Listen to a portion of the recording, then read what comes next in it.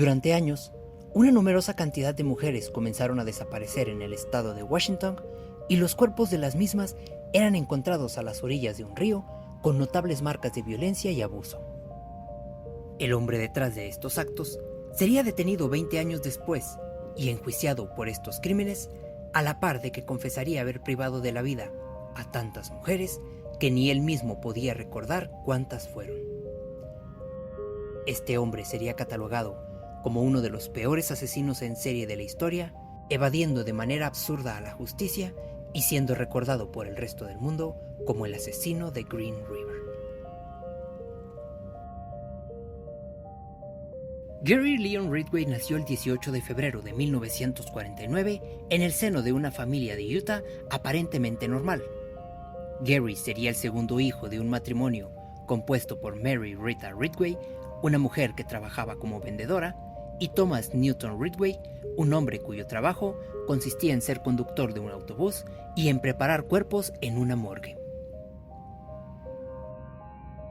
La familia Ridgway se mudaría a Washington alrededor del año 1960 y sería aquí donde Gary cometería la mayoría de sus crímenes. En cuanto al ámbito educativo, Gary presentaba problemas escolares, con una inteligencia por debajo del promedio en algunas áreas e incluso con datos de una discapacidad mental en otras. Pese a esto, Gary no era un niño del que se sospechara algún problema notable cuando se conversaba con él, pues incluso se señalaría más adelante que era un hombre que sabía mucho más que cualquier otro cuando se trataba del motor de vehículos, pues esta fue una actividad que aprendió desde pequeño con su padre. Por otro lado, su madre dominaba por completo el territorio en el hogar, con formas de crianza muy peculiares, pues se llegó a mencionar que Mary solía romper platos en la cabeza de su esposo a manera de reprimenda, a lo que éste simplemente se levantaba y se alejaba sumisamente. Con la misma agresividad, solía aplicar métodos de corrección muy severos contra Gary, pues éste sufría de problemas crónicos de enuresis nocturnas, y cuando presentaba estos problemas, su madre lo bañaba con agua fría frente a sus hermanos, enfocándose particularmente en lavar sus genitales fuertemente. Un detalle al que los psicólogos y psiquiatras le darían especial importancia es que su madre solía realizar estos castigos con muy poca ropa, lo que comenzaría con el despertar sexual de Gary a temprana edad. Además, también se señaló que Mary solía vestirse de manera muy llamativa para la época y solía contarle a Gary sus experiencias con clientes, quienes, según la propia Mary, se excitaban al estar tomando medidas para sus trajes e incluso detallaba a su hijo el olor que estos desprendían de sus genitales. El abuso contra Gary por parte de su madre no solo radicaba en la hipersexualización, sino que también lo insultaba por sus bajas notas, indicando que lo internaría en una institución para enfermos mentales. Por su parte, su padre, aunque no presentaba conductas violentas contra Gary, sí solía contar historias relacionadas con sus compañeros de trabajo en la morgue, quienes interactuaban con los cuerpos en actos de necrofilia.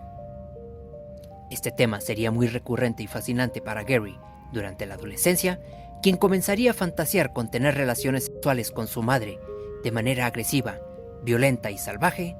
deseando cortarle el cuello con un cuchillo de cocina en un acto de aliviar su frustración por no poder complacerla nunca.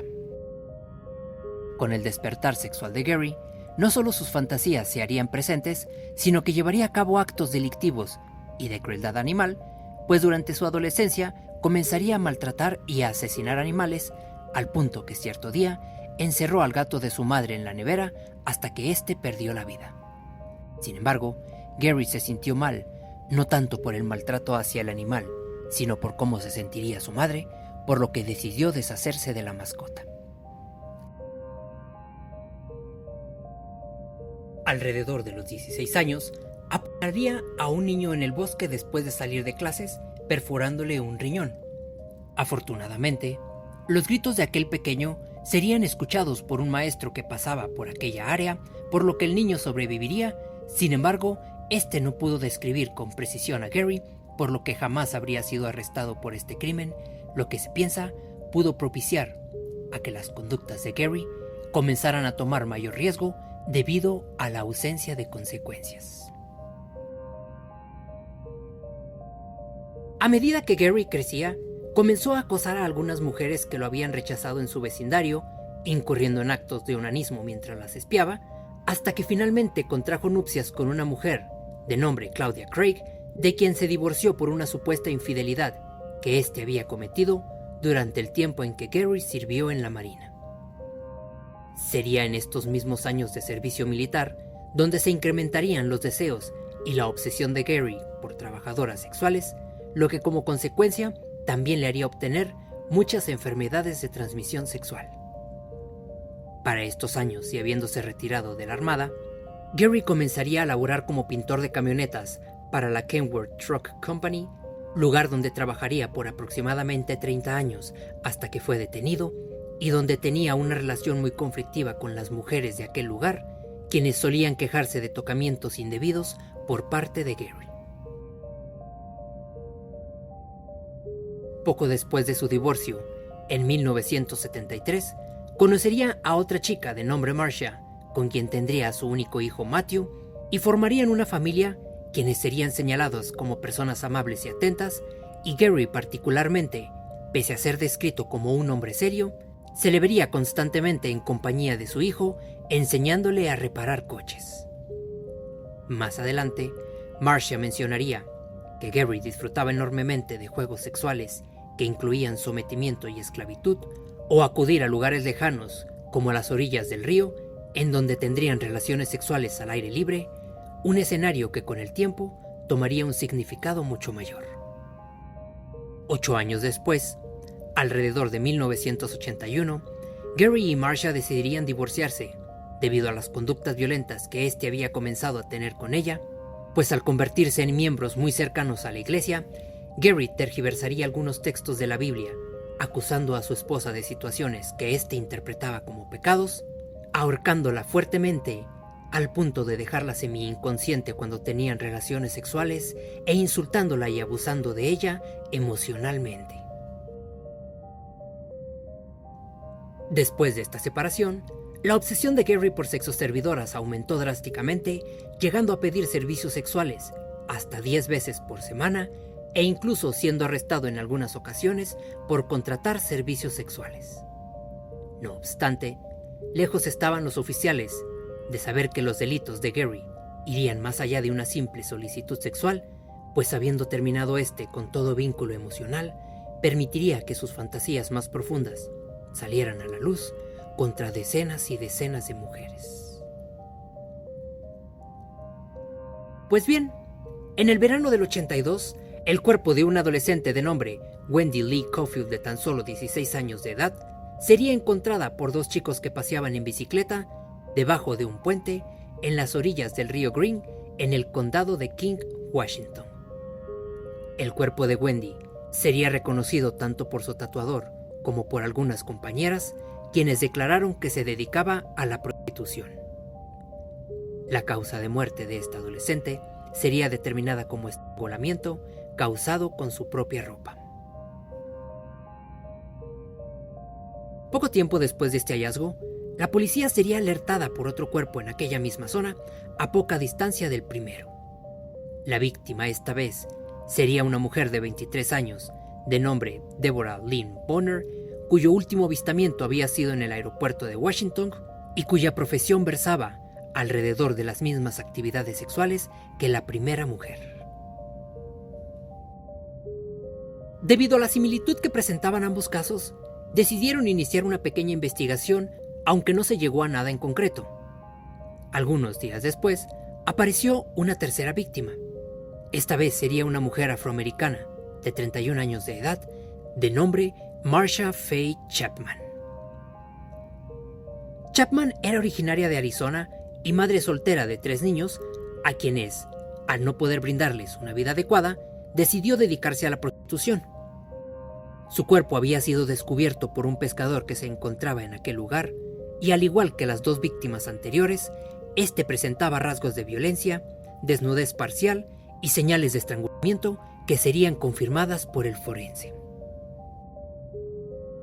Días después, aparecería un nuevo cuerpo por aquella zona, quien también sería una adolescente de 16 años, de nombre Opal Charmaine Mills, quien tenía un reporte de búsqueda por su familia, después de no haber tenido contacto con ella desde el 12 de agosto, y cuyo cuerpo sería encontrado el 15 de agosto de 1982 en condiciones similares al resto.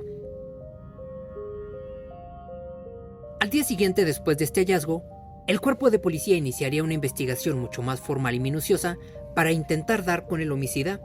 pues para este punto era más que claro que se trataba de un asesino en serie. Sin embargo, la investigación se complicaba debido a la falta de sospechosos y a la poca cooperación que había por parte de las sexoservidoras, quienes indicaban pensar que la policía solo estaba realizando un trabajo encubierto para poder arrestarlas.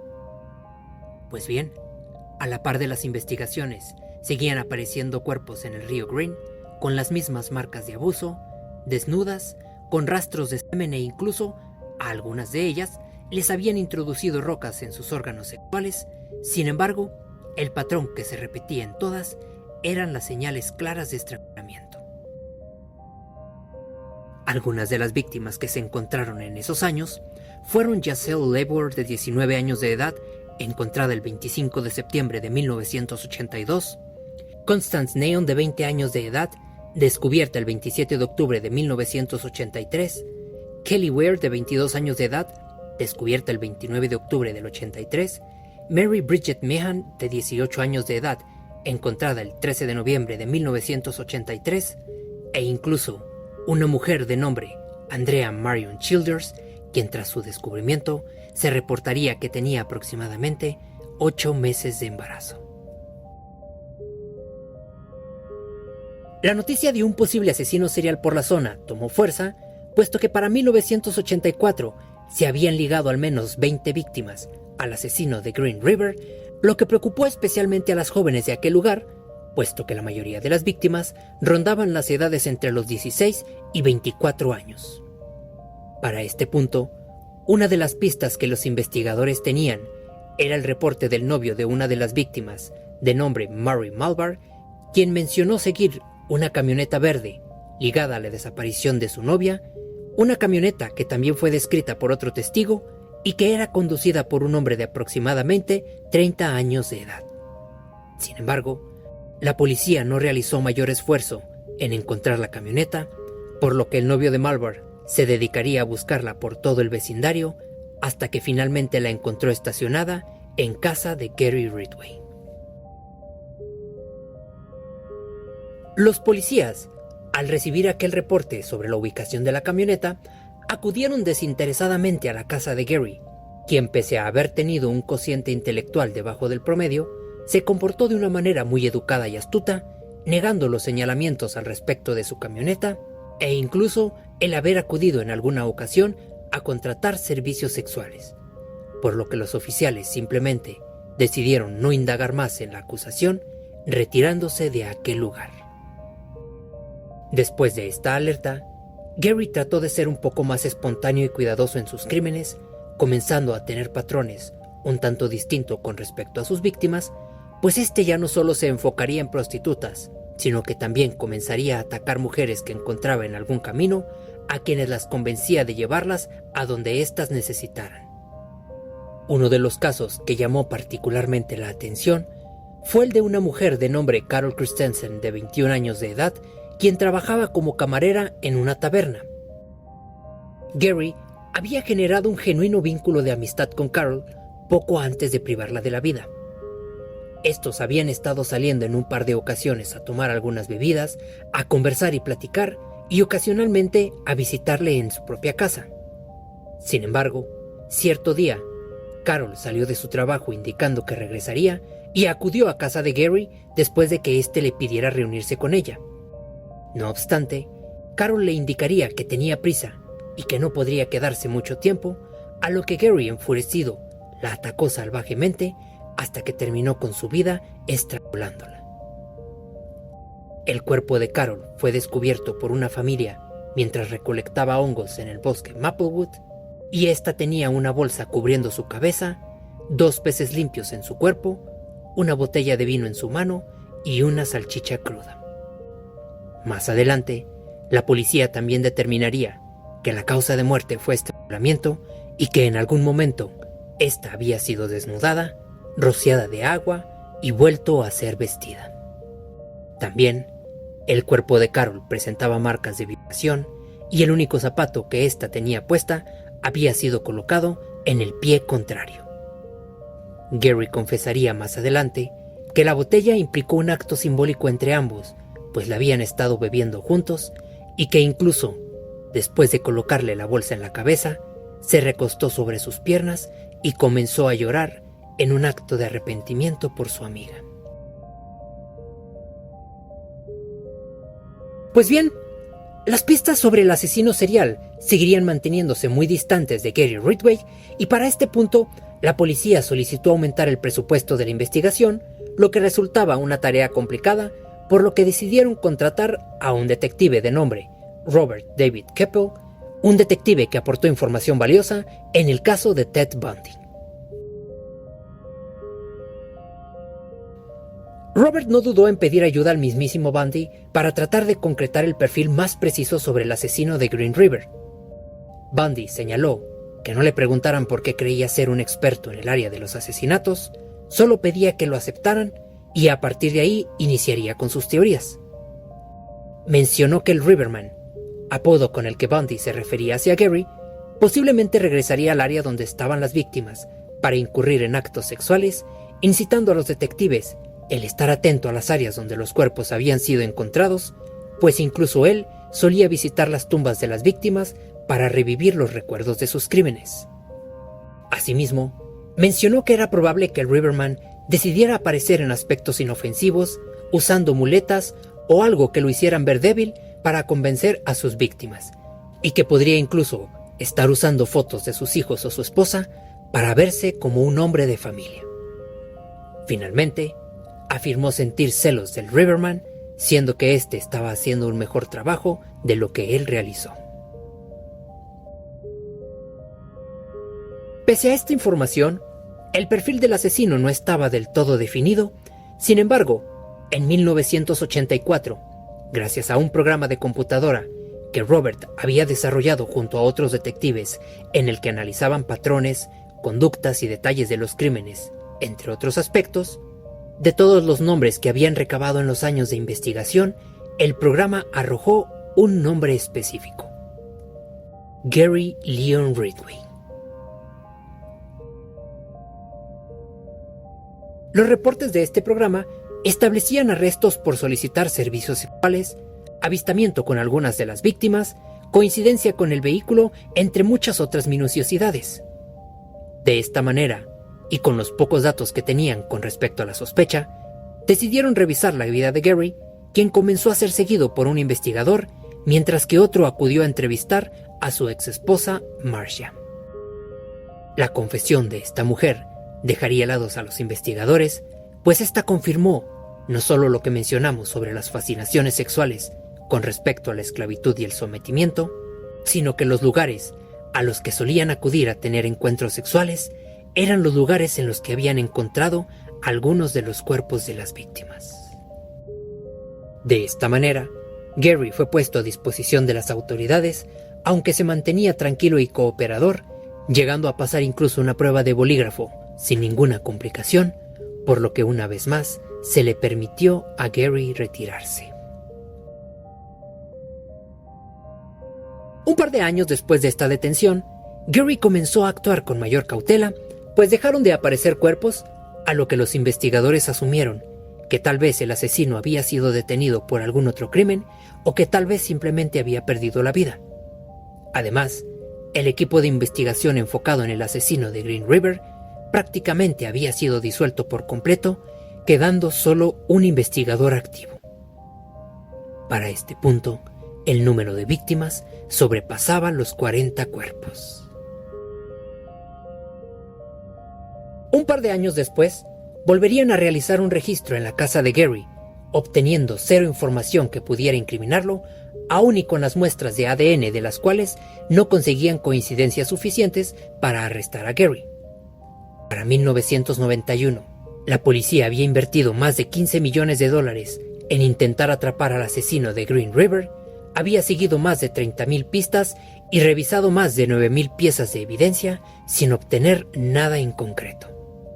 No sería sino hasta el año 2001 que la tecnología de ADN habría evolucionado a pasos agigantados, logrando establecer perfiles más precisos a partir de muestras degradadas, por lo que el único investigador aún activo, en el caso del asesino del Green River, una vez más decidiría enviar las muestras que había guardado sobre Gary de la mano de 3 muestras de semen que se habían recolectado de las primeras víctimas, pues gracias también a las rocas que Gary había introducido en el órgano sexual de una de estas mujeres, se permitió la conservación adecuada de estas muestras. El resultado de la muestra de ADN declaró un 99% de coincidencia con Gary y con 3 de las víctimas quienes habían sido abusadas por la misma persona. Una vez que los resultados fueron enviados al investigador Tom Jensen, este rápidamente acudió con el nuevo sheriff del condado, quien mencionó que no había necesidad alguna de abrir el sobre, pues él estaba completamente seguro de que el culpable era Gary. Así pues, después de casi 20 años, los avances en ciencia y tecnología permitieron que Gary fuera arrestado el 30 de noviembre del 2001, cuando éste salía de su trabajo. Gary no puso resistencia alguna, y cuando se le indicó que estaba siendo detenido por el asesinato de 4 personas, este solo miró al oficial y le respondió que estaba bien. Camino a la comisaría, los oficiales le explicaban a Gary sobre las pruebas que tenían contra él. Sin embargo, este no se mostró angustiado ni preocupado por nada, pues su único interés era el saber qué pasaría con su camioneta. Las autoridades sabían que Gary fácilmente podría ser imputado con la pena de muerte. Sin embargo, el testimonio de Gary sería de mucha ayuda para poder esclarecer otras víctimas, pues hasta ahora solo se le tenía detenido por 4 de ellas. De esta manera, propusieron a Gary evadir la pena de muerte si éste cooperaba con el caso.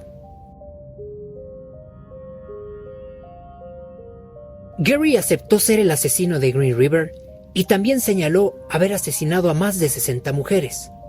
Para el año 2003, la criminóloga Mary Ellen O'Toole decidió entrevistar a Gary para concretar el caso, construyendo un perfil sobre su confesión, intentando identificar a otros posibles agresores.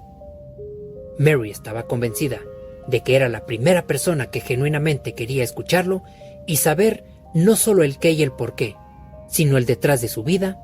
su mundo, preguntas tan concretas como el qué sentía cuando pasaba sus manos alrededor del cuello de sus víctimas y las apretaba con fuerza, a lo que Gary respondía indicando que para él era una forma de vengarse de las mujeres. A la par de esto, información sobre casos antiguos eran esclarecidos por Gary, con detalles que solo el asesino podía conocer.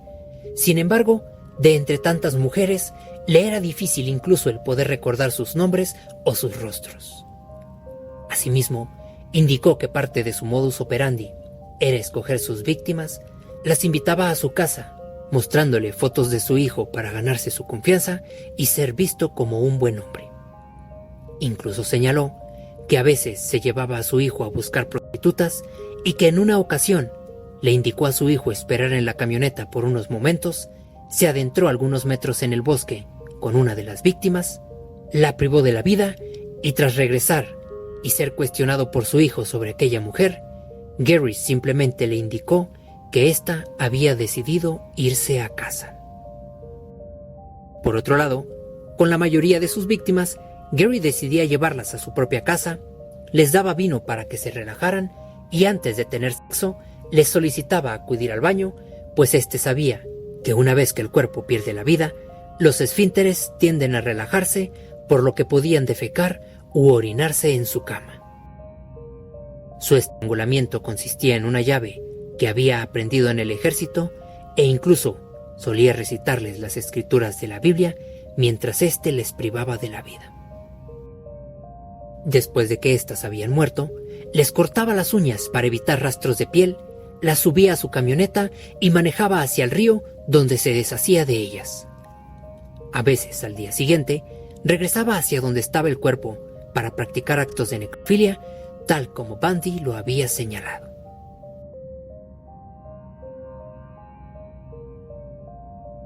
Gracias a las declaraciones y a la cooperación de Gary, llevando a los investigadores hacia los lugares en los que se deshizo de sus víctimas y narrando su actuar, estos lograron determinar 48 asesinatos, aunque se pensó que posiblemente la cifra fácilmente podría ascender hasta 70 víctimas. Para el 5 de noviembre del 2003, Gary fue declarado culpable de 48 asesinatos y el 18 de diciembre del 2003 logró evadir la pena de muerte, siendo condenado a 48 cadenas perpetuas consecutivas sin posibilidad de libertad condicional. Esta situación desesperanzó a las familias en la corte, quienes gritaban toda clase de insultos y ofensas contra Gary, a la par de que se sentían decepcionados con el sistema de justicia. De esta manera, nos encontramos con la pregunta a la que todo mundo deseaba respuesta. ¿Por qué decidió llevar a cabo estos actos? Pues bien, Gary mencionó sentir una enorme rabia contra el sexo femenino, indicando que las odiaba porque las mujeres podían controlarlo y no le gustaba ser controlado. Que las prostitutas querían controlarlo, que a nadie jamás le había importado y que nadie jamás lo había querido. Al día de hoy, pese a que no se ha comunicado un reporte oficial de la enfermedad de Gary, se sabe que éste está recibiendo cuidados paliativos por una enfermedad terminal, la cual podría especularse se trata de una condición crónica derivada de algún cáncer. Como dato curioso, antes de ser enviado a prisión permanentemente, lo último que Gary se limitó a decir a la investigadora fue que acababa de descubrir que le encantaba asesinar mujeres. Si te interesa conocer más al respecto de este caso, hay un documental completo de History Channel y numerosos documentos de criminalística y psicología forense que retratan el detrás de la vida de Gary. Asimismo, te invito a dejar tu like, a suscribirte a este canal que estaré subiendo más contenido que podría ser de tu agrado, a agradecer a las personas que han pasado a formar parte de esta comunidad y de igual manera les invito a dejar una opinión al respecto de este caso y a reflexionar lo siguiente. Para Gary, haber transformado el silencio, las heridas y sus deseos en violencia no culminó en cerrar su vacío, sino que lo terminó extendiendo más allá de las familias, quienes quedaron marcadas por el duelo y la pérdida emocional de las víctimas del asesino de Green River. Yo soy Franco y les deseo una excelente noche.